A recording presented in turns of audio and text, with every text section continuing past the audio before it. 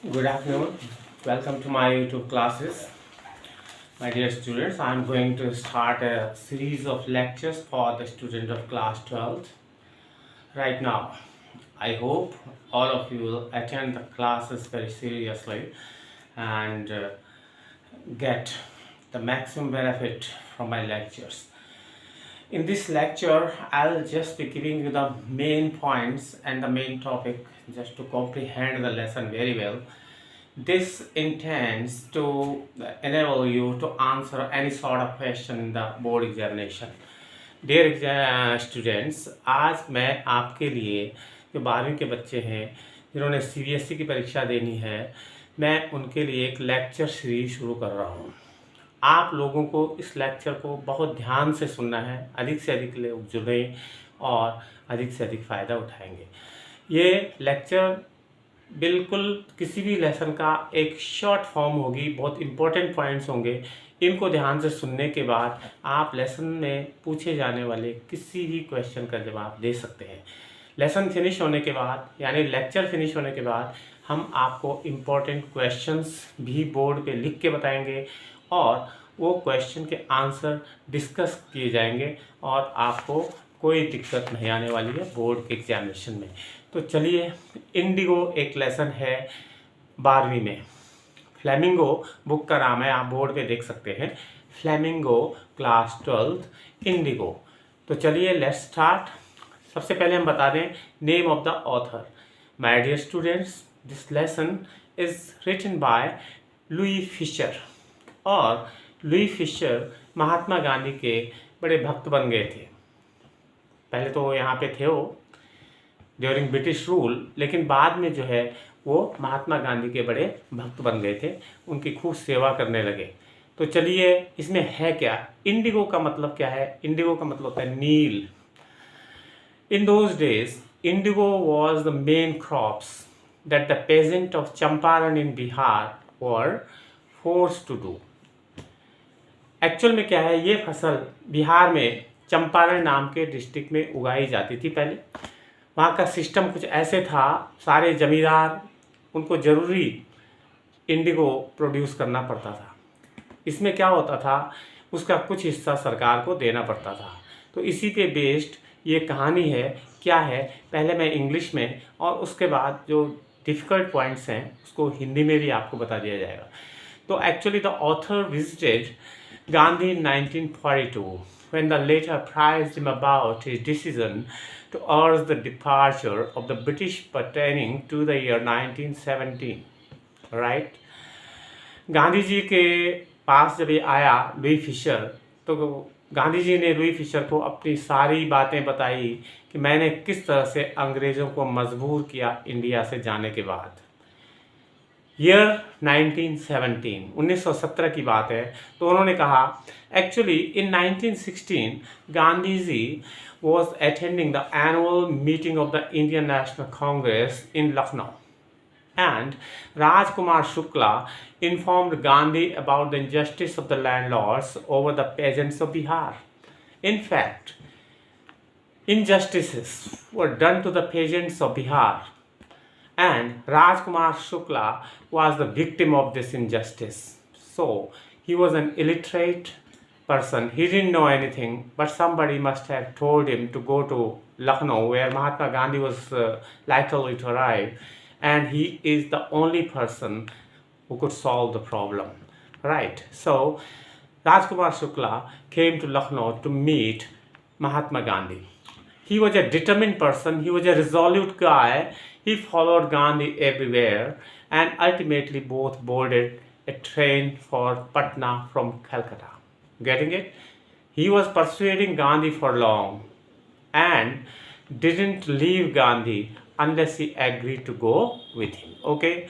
Shukla first of all took Gandhiji to the house of Dr. Rajendra Prasad, who was then a lawyer and later became the first president of our country. Then Gandhi first went to Muzaffarpur. You have to be quite attentive to the sequence of events. First he went to Muzaffarpur, then where he got information and stayed at the home of Professor Malkani उसके बाद मुजफ्फरनगर नहीं, मुजफ्फरपुर से वो मलकानी एक professor हुआ करते थे, उनके घर में रहे।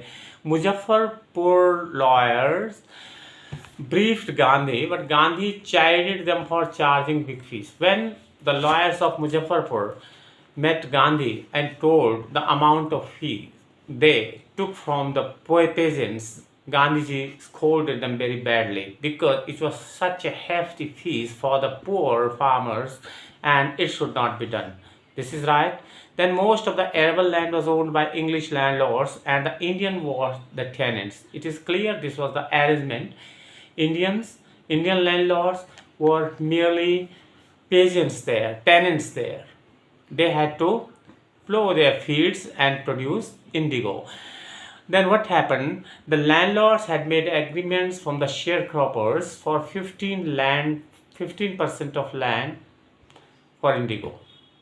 This agreement was reached. In between, what happened? Germany developed synthetic indigo and the landlords made to sign a new agreement for compensation. And it was really a tough task, a very troublesome work. Gandhiji was there. He saw the commissioner of Tirhat, but the later asked him to leave at once.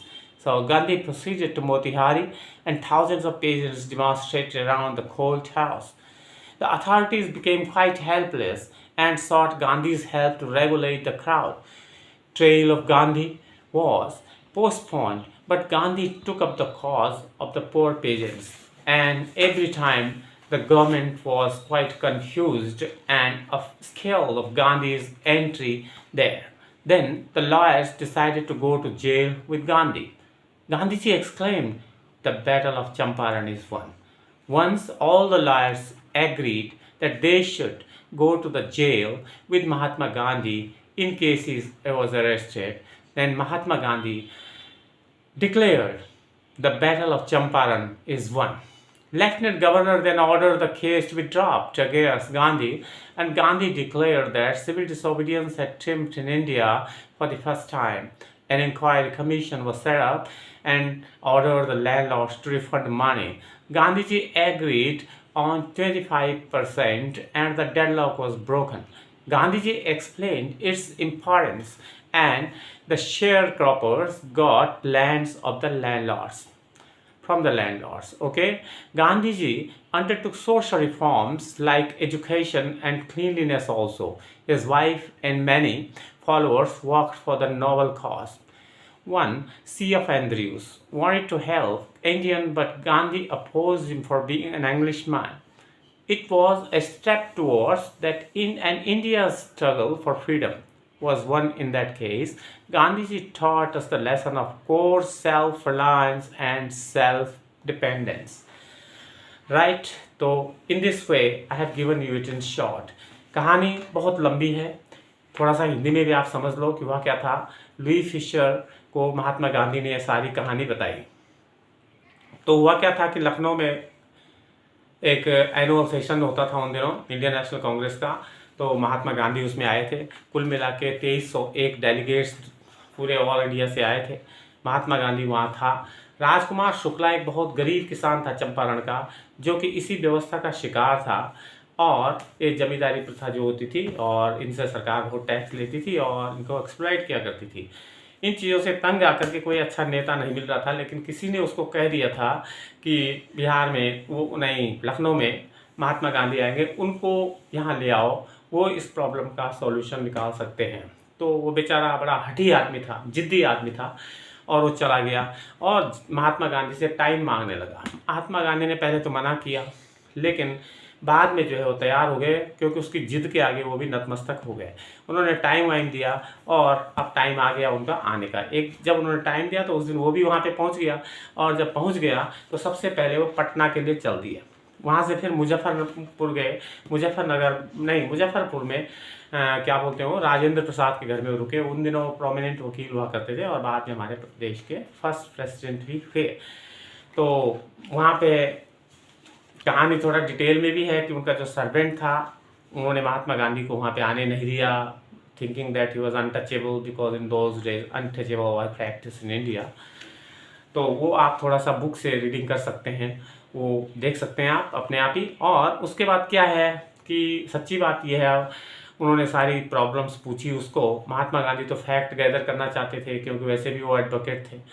तो ये system था कि पूरी land पे 15% land पे Indigo उगाना जरूरी था। शेयर क्रॉपर्स जो थे उनको इंडिगो उगाना जरूरी था 15% लैंड पे, और इस तरह से वो सारा टैक्स के रूप में उनको दे देते थे।